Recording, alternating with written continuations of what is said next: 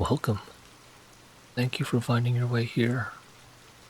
This is a place for anyone who needs a moment of solace, a place to just listen, relax, and let your world slow down for a bit. Settle in with me as we continue our journey through Pale Light's Book 1, Lost Things by ErraticErrata. Chapter 19. It was a long and narrow road. Past the woods, where the crags met the mountains, a tunnel dove into the rock. Angharad was too bone-tired to do more than stumble forward through it. There were lanterns and stairs, the winding of the road taking them back outside. On the side of the mountain, with only a ramshackle wooden railing in the way of the precipitous drop below, before going up in a jagged zigzag.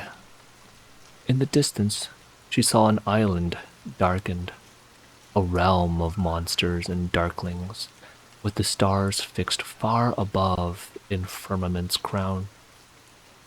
The wind moaned plaintively, shaking the railing, and never had she felt more like she'd reached some edge of the world. Was that what it had felt like? Her mother? No, it couldn't be.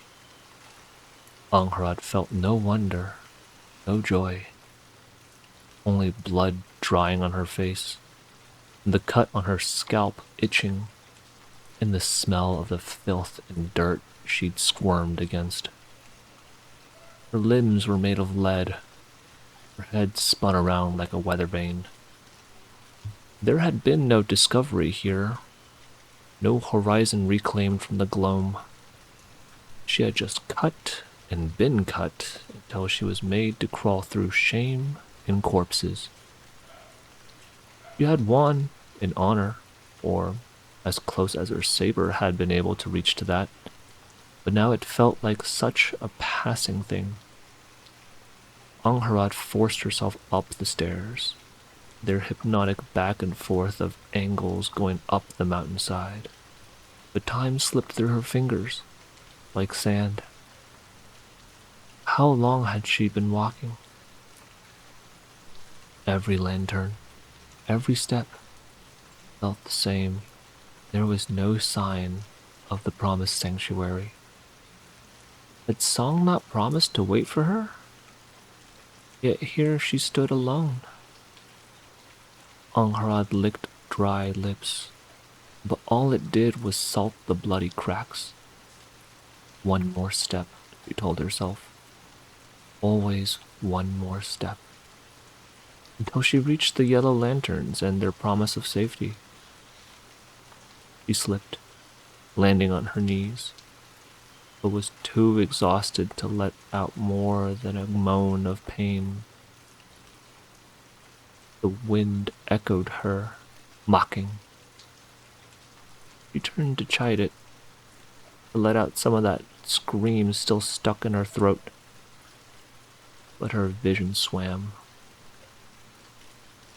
She felt her knees give, and there was a burst of pain. Then nothing. Warmth and cool, a blanket above, but beneath her was stone digging at her back. Should be fine. She hasn't lost so much blood she would die from it. Eyes fluttering open, Angharad let out a hiss of pain at the bright burn of the lanterns. She shaded her vision with her hand, finding her hand slow, as if she'd just gone through a great exertion. In many ways, she had. Ah, a voice she recognized said. Back with us, Lady Tredegar. Gray eyes looked down at her.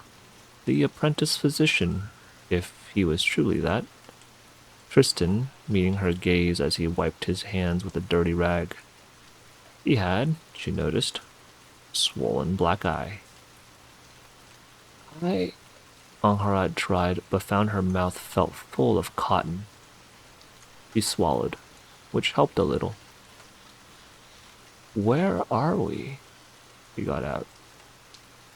On the stairs to Sanctuary, Tristan informed her, where you fell unconscious. I had a look at you, however, and there's nothing to worry about. That cut on your head could do with stitches, but your wounds are rather minor. He paused. I assume your state comes from lack of sleep or contract overuse, the Sacramontan said. Either way, given some rest, you should be back on your feet after a day or two. I do not have a day or two, she thought. The longer she gave Augusto Cerdan, the better the chances he would somehow wriggle away out of this. And what if he tried to call their duel while she was unfit to fight? None of this, though, was Tristan's concern. Thank you, Angharad croaked, for the help. Thank Yong, Tristan shrugged. It's his herbero I used to disinfect your wounds and wash your face.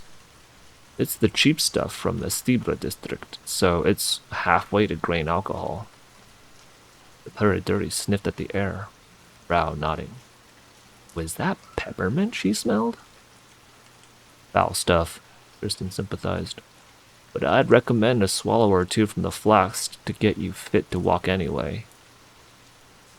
Angharad was beginning to reconsider her assumption that he was a physician, or at least a proper one. He might have been like one of those shipboard doctors she'd heard about, whose only two remedies were mice beer and rum. Smiling, the man withdrew and was replaced by a familiar face, Lady Ferranda Villizer, looking ragged and red-eyed. The noblewoman offered her a hand. Up, Lady Angharad, Ferranda said. The faster we reach Sanctuary, the faster we can rest. She took the hand, but wriggled around to keep the blanket on her, adjusting it over her shoulders after Ferranda hoisted her up. Though clothed, she felt cold. Her vision swam for a moment, but a long breath later, she was fine.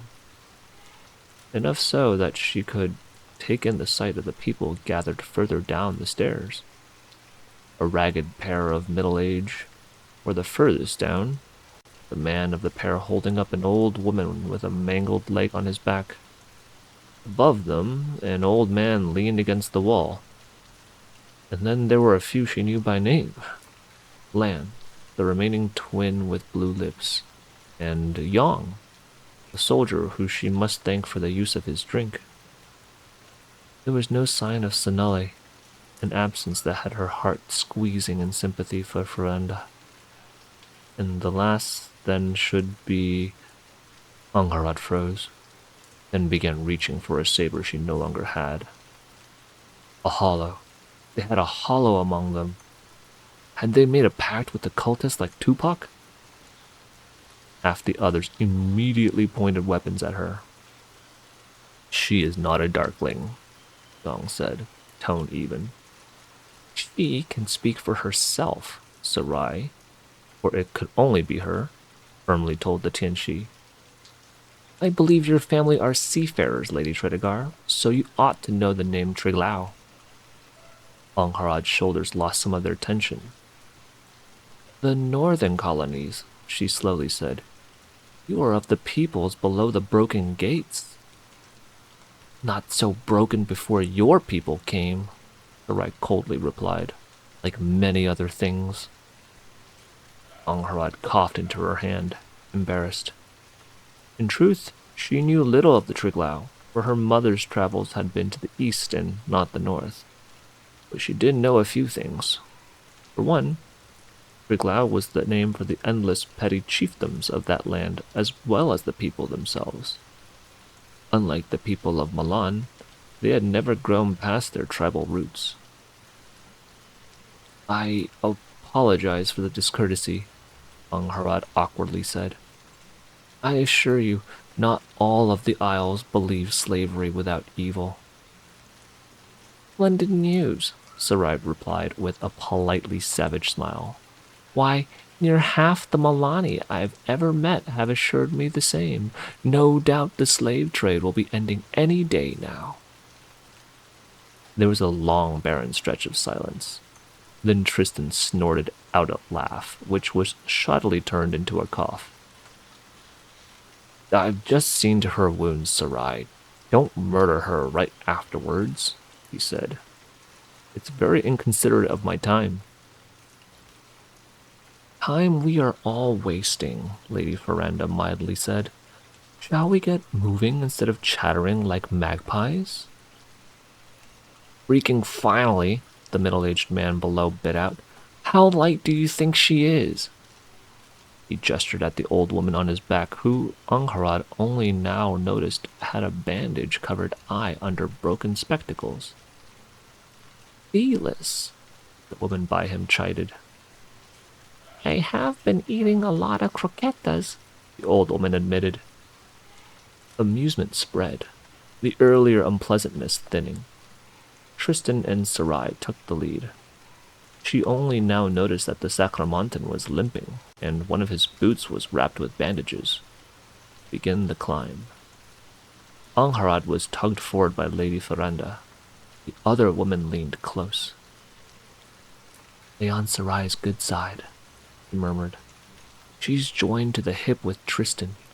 He was Yong's favorite before we all came to owe him. Angharad slowly nodded. She then hesitated, not sure whether she should ask. Ferranda noticed, and her face tightened. Sanele was caught by the Arabatan, she curtly said. We nearly all died to it as well. My condolences, dark-skinned noblewoman said. A platitude, but she meant every word. Retainers that had been with you were as family, and Lady Ferranda was obviously taking his loss hard. Ferranda nodded, a tad shortly. What happened for you to end up alone and unconscious on the stairs? She asked. I thought you were to stay with the others. Augusto Cerdan murdered his valet to flee from lupines faster, Angharad flatly said. Naturally, I challenged him to an honor duel. Ferranda's eyes widened. Naturally, she repeated, though her voice was a little strange. As a consequence, when we later encountered an ambush by Tupac Sickle and the Cult of the Red Eye, he betrayed us in an attempt to rid himself of me while running away, she continued. In doing so, he also threw away the lives of Isabel, Master Cosme, and his own brother. Their conversation was interrupted by Tristan butting in, abandoning Sarai at the front as he slowed to stay just ahead of them. All these were caught by the cultists? He asked, sounding surprised. Though Angharad was miffed at both the presumption he could force his way into the conversation and the tacit admission that he had been eavesdropping, she bit down on a sharp reply. She owed a debt for his treatment. No, she replied.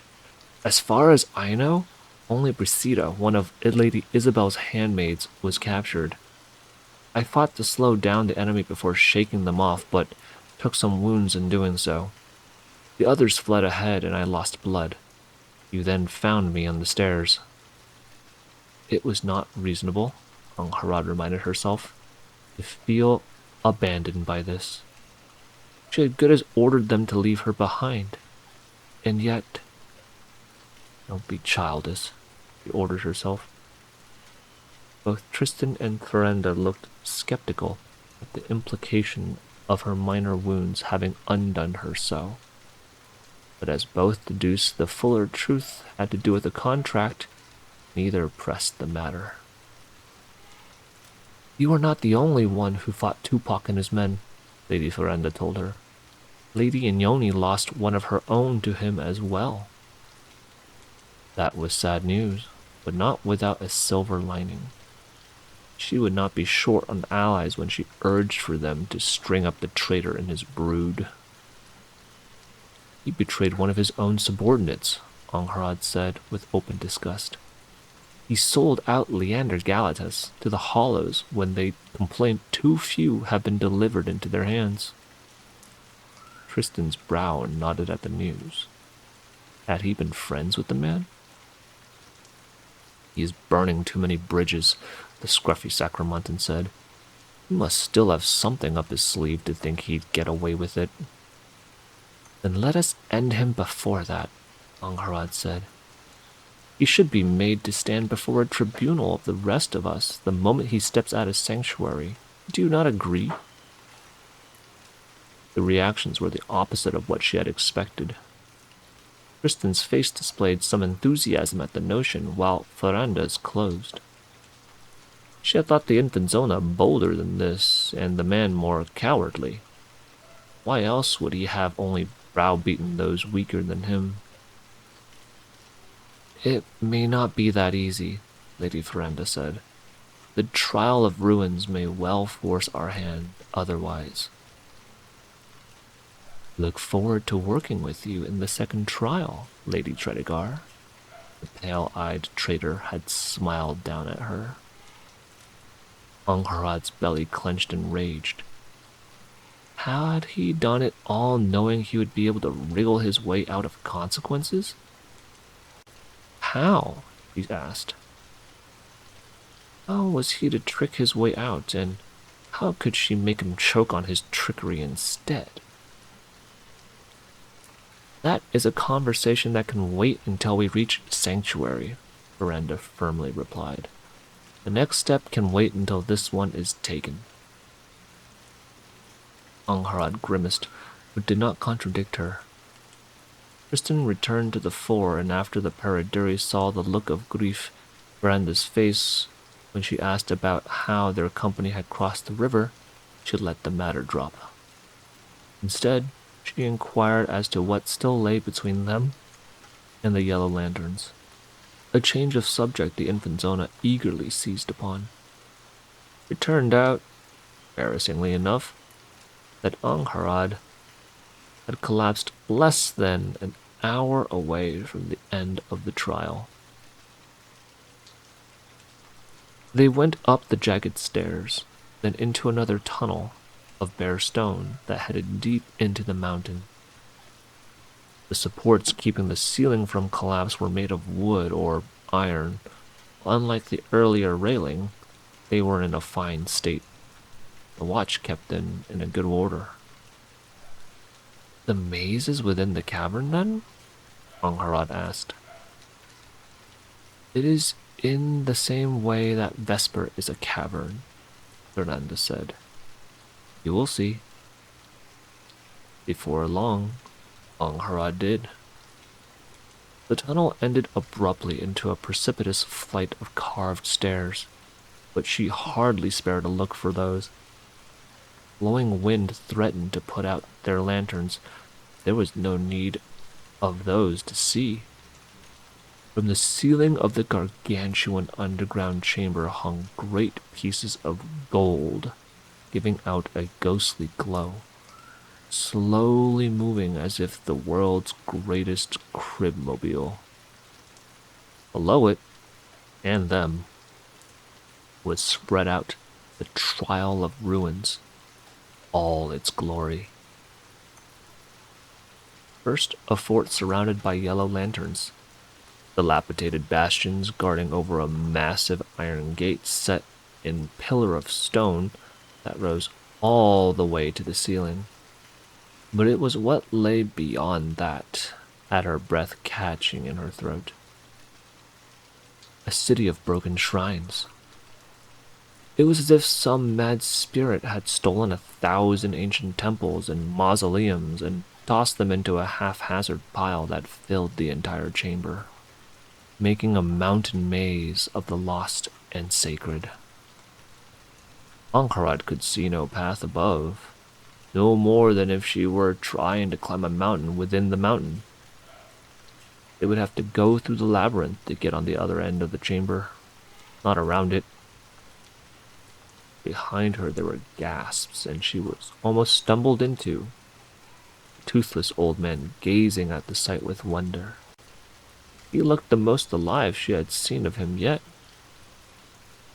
It is true, then, Franco breathed out.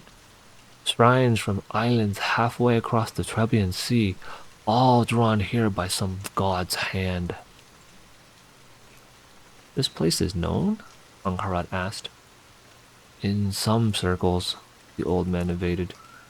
It has long been said the watch locks away on the Dominion gods that are too dangerous to let loose, but the rumor is dubious in provenance. The old man sucked at his gums thoughtfully. Angharad was polite enough not to wrinkle her nose in distaste. The scope of this does seem beyond even them, Franco said. Angharad could only agree, for there must be hundreds and hundreds of ruins here. How could any assembly of men bring these inside a hollow mountain through those narrow stairs they had earlier climbed? It would not do to block the way, so the Periduri began her way down the stone stairs. They were mercifully dry, but the slope steep and utterly without railing. Angharad took care in climbing down, until finally she reached flat and solid ground. She waited there with the vanguard until the rest of the company caught up. Eyes peeled on the even stretch of stone ahead of them, leading straight to the old fort, encircled by yellow lanterns. Sanctuary. They proceeded only after everyone had gathered, the mood growing buoyant with safety just in sight. The fort was a sprawling thing, shaped as a square of tall walls with pointed bastions peeking out of the corners. It was also half a ruin. Parts of the walls collapsed and only 2 of the bastions still whole. There were lanterns on the ramparts, beyond the yellow ones outside, and in their glow, silhouettes of black-cloaked men armed with muskets could be seen. The gate, the collapsed wall, guarded by a pair of bored watchmen who betrayed little interest when their company came in sight. One of the 2, a tall woman of Sacramontan look, counted them out loud. 10, huh? She mused. Maybe it'll not be a complete loss this year. The others inside, you should have the numbers for the maze. The other watchman laughed at her words. Head in, he said. You are now formally under sanctuary after having completed the trial of lines. Congratulations. Pause. There's warm food and supplies ahead. No amount of rudeness could have prevented a swelling of joy after being told that. If you want to withdraw under our protection, the watchman said, find Lieutenant Wen. Thank you, Yong replied. After a polite nod, the Tianshi was the first to take the slender gate, the rest lining up to follow behind him. Angharad was 5th in line and went with a spring to her step. He was eager to see how her companions had fared without her. Yet as she made to enter the fort, the watchwoman of the pair stopped her, laid a hand on her arm. Angharad frowned at her for the presumption. Angharad Tredegar? The tall Sacramontan asked. Correct, he coolly replied. The watchwoman's expression brightened. Good. We were getting afraid you wouldn't make it, she said. There's going to be an unreasonably pretty Milani by the cooking pots. Sergeant Mendisa. You're to go to her. Angharad blinked. May I ask why? Because we all like brandy, the other woman dryly replied. Go on, then. Mystified at the nonsense reply, Angharad obeyed and caught up to Franco as he entered a great courtyard.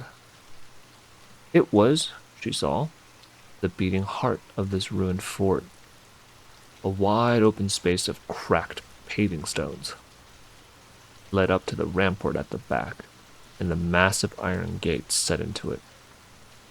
Most everyone seemed to have made a home there, including the watch. The Black Cloaks had claimed an old barracks on the left side, its windows barred and the stripes of dark paint marking it as off limits. Besides, them stairs went up to one of the still standing bastions, atop which great lanterns hung, and someone appeared to have set up astronomical equipment. On the opposite side of the courtyard, the watch had built out of old stables a series of small rooms, stalls with planks for roof, and curtains hung as doors. It would be a thin illusion of privacy, but still more than Angharad had been graced with in weeks, months even, moving between ships and inns since leaving the isle.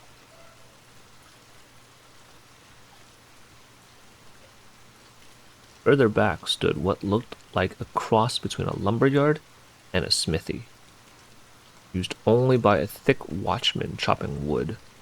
But what drew Angharad's eyes was not at the sides of the courtyard, but the very heart. Tables were set in a loose circle around a makeshift kitchen, a shoddy brick oven and cooking hearth. And rising from one of the tables, to the right, abandoning steaming bowls of stew, were the companions she had parted ways with. Angharad! Isabel called out, running forward. The dark-haired beauty shot past Tristan and Sarai, barely slowing as she half leapt into Angharad's arms. As surprised as she was delighted, she caught the infant Zona by the waist and held her up to avoid the both of them being bowled over. Isabel laughed as she was spun and sat down, grinning all the while. I knew you'd make it, she said. I just knew. It was a close-run thing, Angharad admitted. Had I not been found by our friends here, I might have died on the stairs. Then I must thank them most earnestly, Isabel said. She got on the tip of her toes to peek over Angharad's shoulder, beaming at those standing there. Now, most of the crew she had arrived with, and noticeably not moving out of being held by the waist, noticeably, to Angharad anyway, she reluctantly extricated herself from Isabel only to be crowded by the others. Master Cosme shook her hand, complimenting her on a daring escape.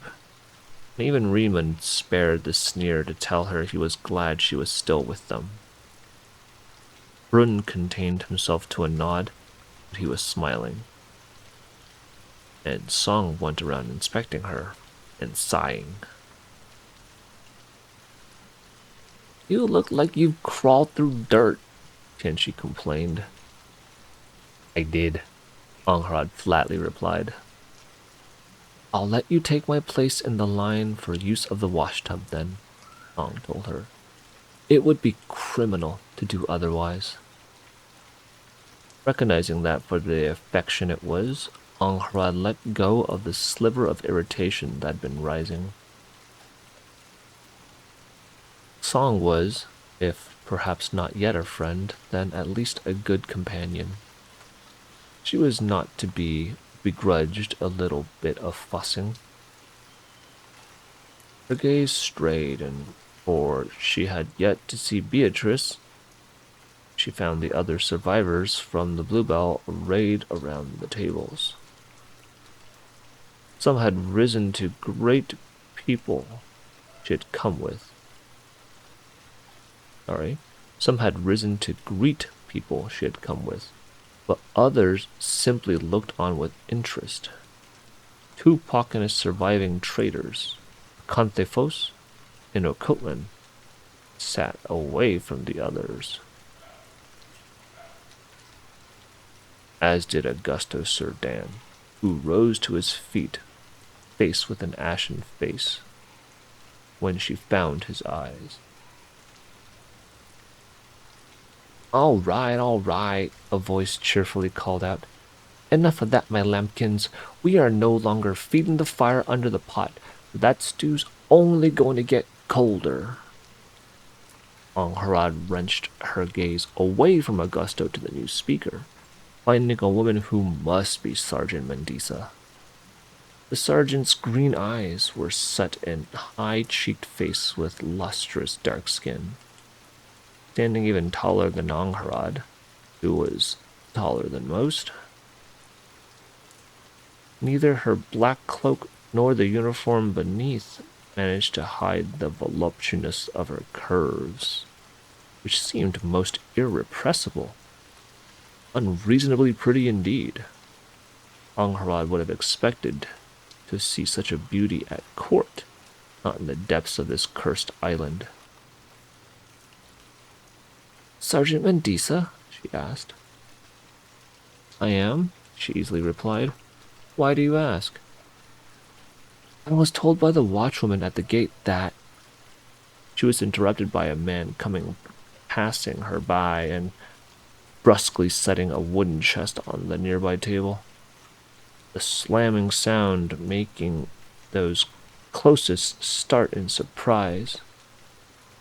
He then set down a bottle of green glass by the chest and glanced at Sergeant Mendisa. She straightened, then slammed her palm against the table. Silence! She shouted. Silence for the officer. Given her previous air of cheer, the sudden turn had them all settling down within moments. The noblewoman's eyes moved to the man who must be the officer in question, and was taking them all in silently. He was a big man, Tianshi in looks and nearly of a height with Angharad, with a massive belly barely tucked into his black cloak and billet, distending the fabric over waist-high trousers. Many watchmen wore crisscrossing bandoliers, but he wore his as straps instead. It should have looked comical, a fat man in a tight uniform.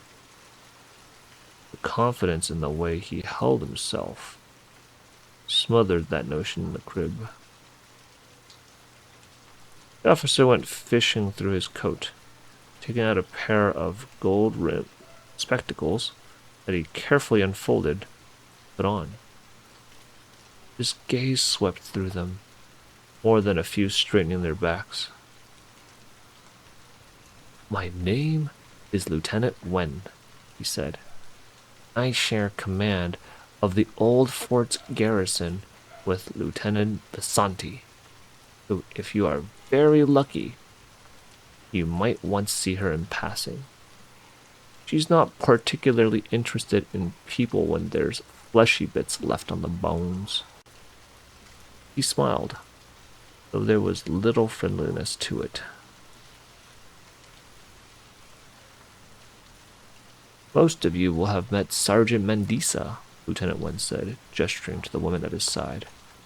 Remember her face, for she has been charged with seeing to your needs and deciding if any of you need to be shot for breaking our very, very simple rules. Sergeant Mendisa, still incongruously pretty in her own black cloak and coat, waved at them with a smile so charming it should make flowers bloom. The Tianshi lieutenant raised 3 fingers, then slowly folded one. 1. Stay out of the left side of the fort. That is to say, the barracks, bastion, and the supply depot, Lieutenant Wen said. If you do not, you will be immediately shot. Sergeant Mendisa cheerfully finished, branding her fingers like a pistol and shooting it at Tupac. The Etzlan had the gall to wink back. 2, Lieutenant Wen continued, holding a second finger. Should any of you contract with a god within the ruins, you must immediately report having done so upon returning to Sanctuary. If you do not, shot, Sergeant Mendisa helpfully provided, smacking her fist into her palm. They practice this? Ankarad wondered. They must have. And 3, the fat lieutenant said, taking his hand away. There is to be no killing of each other within the bounds of the Yellow Lanterns.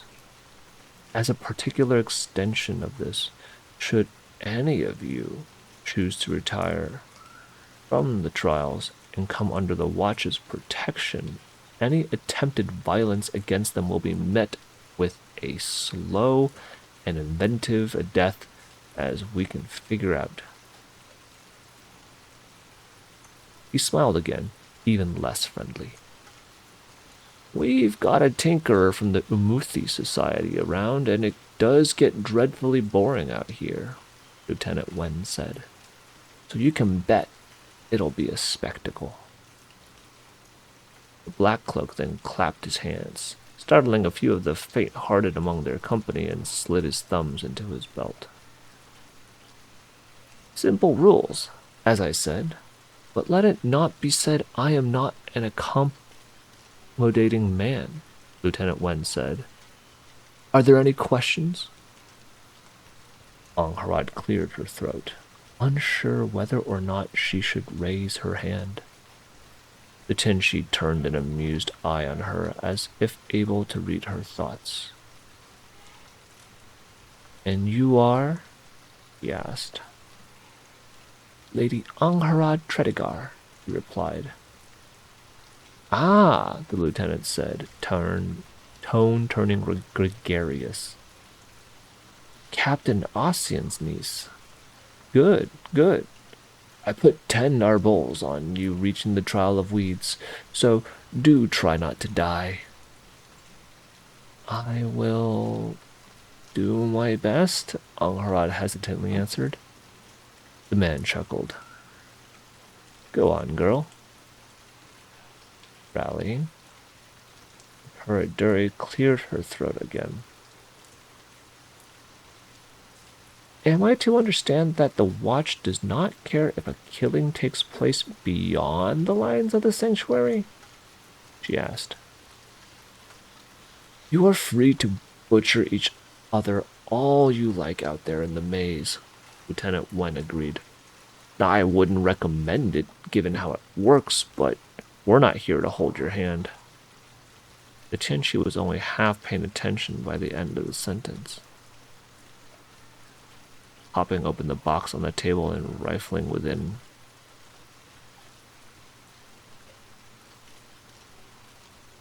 He produced a cigar, which he brought close and smelled with obvious relish.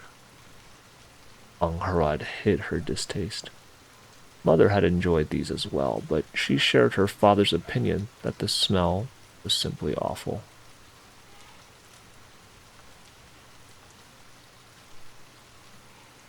Someone else cleared their throat. Lord Ishan, the chubby-cheeked man from the Imperial Shomeshwar. He looked pale, and his hair sweaty.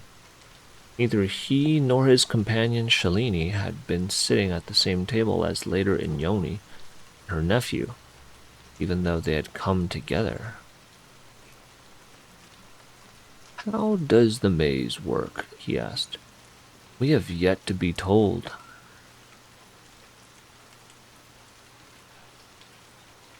We sent out a detachment when the first of you arrived to check which passages are open this year, Lieutenant Wen replied. They'll be back sometime during the night, barring disaster. You will all be summoned to an assembly come morning, so practicalities of the trial might be explained. Upak settled forward then, drawing many eyes, and few of them friendly.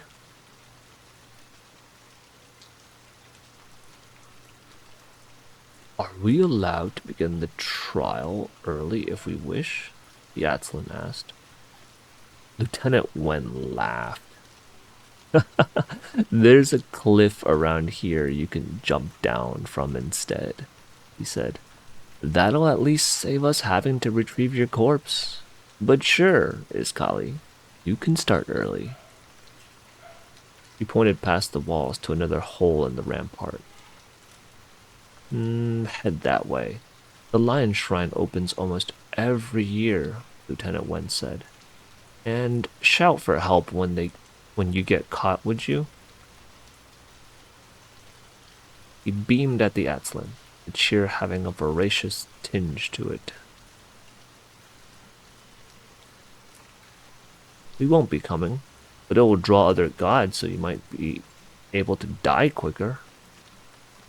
Angharad was beginning to suspect there might be a reason Lieutenant Wen had been assigned to a garrison duty under a mountain on a largely uninhabited island in the middle of nowhere.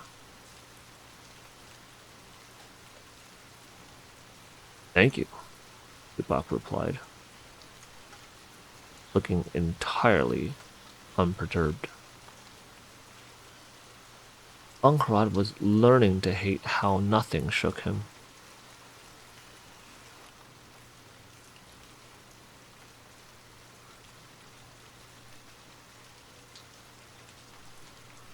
Any other questions? The lieutenant asked. They were not. So he reminded them that they could ask Sergeant Mendisa for supplies and invited them to rest until tomorrow, or had begun the last part at least when Angharad moved.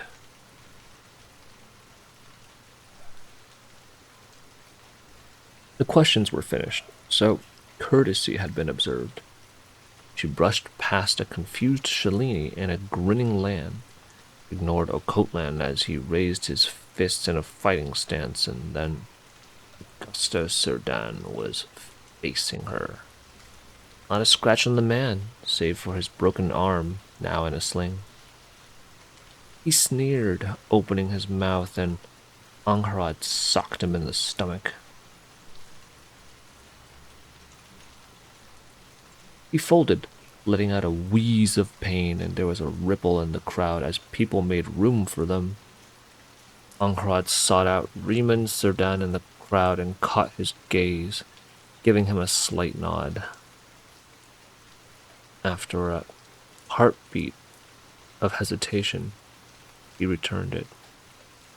As for Master Cosme, who stood by the younger brother's side, his face was conflicted. She would have to trust that Riemann's orders and the earlier betrayal tipped the balance of loyalties the correct way. She chose not to look for Isabel.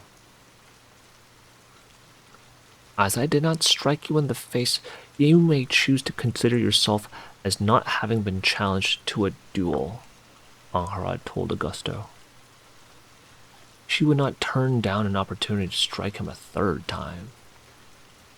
You bitch, the infant hissed.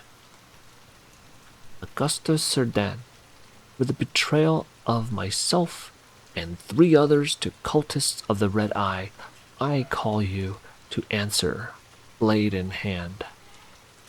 Angharad implacably replied. She had given her word to Cosme of Flora that she would not pursue her challenge of Augusto until the end of the second trial. She was following those words exact. Let the fisher say what he would. Angharad would not bend her neck to the ways of the world. She could survive.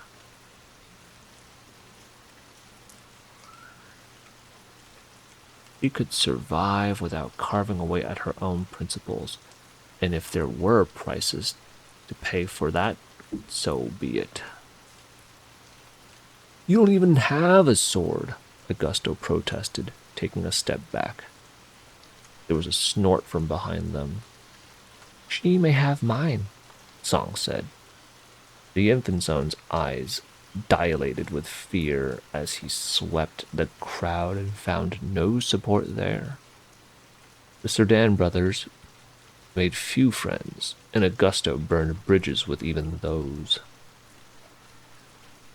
He reached for his sword, giving Angharad an excuse to dart forward and hit him in the belly again, catching his wrist and slamming the blade back in the sheath. She caught him by the collar and began dragging him towards the entrance to the old fort. The flat grounds there were not within the span of the yellow lanterns, and so was not sanctuary. Augusto struggled, but his broken arm was in the way. She was stronger than her. Watchman! Augusto shouted. This is murder! She breaks the spirit of the rules. You must intervene. Angharad paused there, for if the watch intervened, she would have to give way.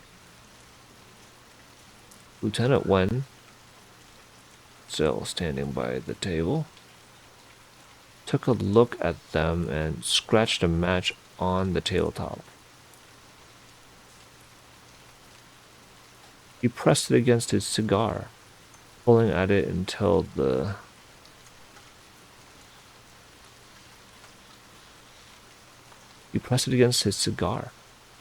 until the end burned cherry red.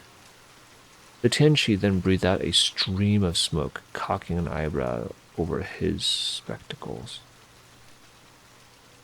I'm not saying anything wrong, the watchman said. Are you seeing anything, Sergeant? Sergeant Mendisa, pulling off the cork on the bottle the lieutenant had brought earlier, began pouring herself a cup of the amber liquid within the green glass. Not a one, sir, she prettily smiled. And I'm trying real hard.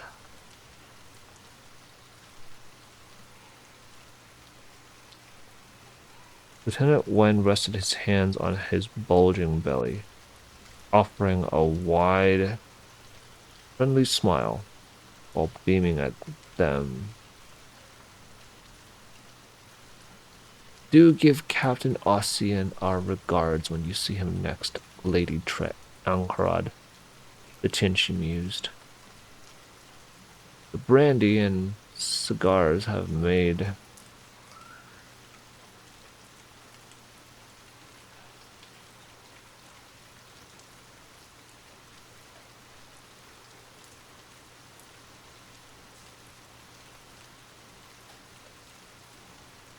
Sergeant Mendisa raised a silent toast to his words.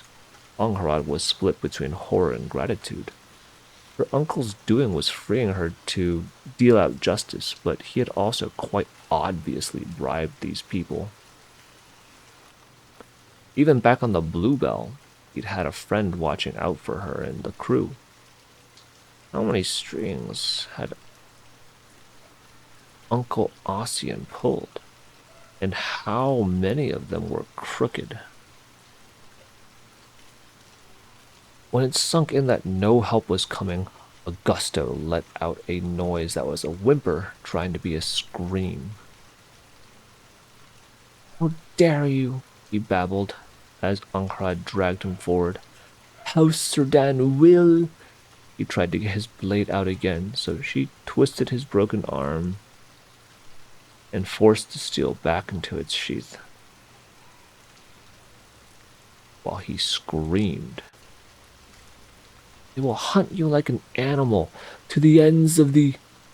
Mere feet to the break in the rampart now, she could already see the yellow glow of lanterns outside. The entrance to the fort was Oh, sorry about that. The entrance to the fort was well lit, lanterns hanging from the ramparts, so there was no missing it when a shadow caught up to her. Cutting across the floor, it slithered, warning her of the arrival, before Tupac's sickles ever came to stand against her. Between Angharad and the way out. Augusta began struggling again, so she stomped down on his foot. "What is this, Seagull?" she coldly asked. "I am," the Atzlin grinned, "defending the weak." The sheer absurdity of what he just said gave her pause. Enough that Augusta was able to wriggle out of her out of her grasp, and though she kicked him down to his hands and knees, she saw Tupac hefting his segmented spear. She was yet unarmed. She was not, however, alone. Behind her, a pistol was cocked as Song came to stand at her left. And to her right, Angharad pressed something into her hand. A straight sword, Song's own. The Sacramontan held his hatchet, and though he smiled reassuringly, his eyes were cold. Angharad's fingers closed around the blade, weighing it. It was a little lighter than she'd like, but it would do. "Move," Angharad Tredegar told her enemy, "or be moved." Augusto crawled towards his protector, and she let him, for it would not matter. From the center of her eyes, the Periduri saw that Okotlan was moving to flank them. The crowd looked reluctant to intervene, but the escalation was losing her support. No one wanted a full-on skirmish. "Alas, I think we will have to save that dance for another day," Tupac wistfully told her. A heartbeat later, there was a sharp crack, and stone went flying as a shot was fired on the ground between them. Above them, on all sides, black cloaks were pointing their muskets. Lieutenant Wen looked irritated, strode past her, and pivoted to turn a glare on everyone. Sergeant Mendisa followed him, leveling their way the largest blunderbuss Angharad had ever seen. It was already cocked, and the Malani looked a little too eager to use it for comfort. "Enough," he ordered. "Weapons down, all of you, or I'll have you strung up." Angharad gritted her teeth even as Tupac made a show of dismantling his spear, pale eyes smiling at her all the while. Rodden's hatchet came down, though, and Song's muzzle dipped. "It's over, Angharad," the silver-eyed Tianchi sighed. "They get away with it for now." Lieutenant Wen stared her down until she lowered her sword, then nodded in satisfaction. She watched Augusto offering groveling thanks to his savior with disgust. Walking away, the bespectacled lieutenant stopped to clap her shoulder and lean in. The sergeant was but a step behind. "Sorry, Tredegar, but Seagull's not just some Yiwu trash come here for bragging rights," he told her. "He's to become one of us, like you. So it's out of my hands. We can only play favorites so much." He left her, standing there. rooted to the ground and facing the Milani surgeon's cheerful face. Don't lose heart, Lambkin, Sergeant Mendisa comforted her. It's really easy to murder people in the maze, so you'll still have plenty of chances.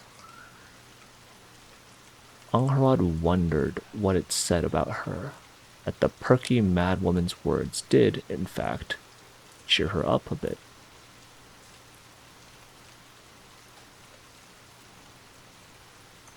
And with that, we're going to leave the journey there for. I hope you found a moment of solace. Thank you for being here, and take care.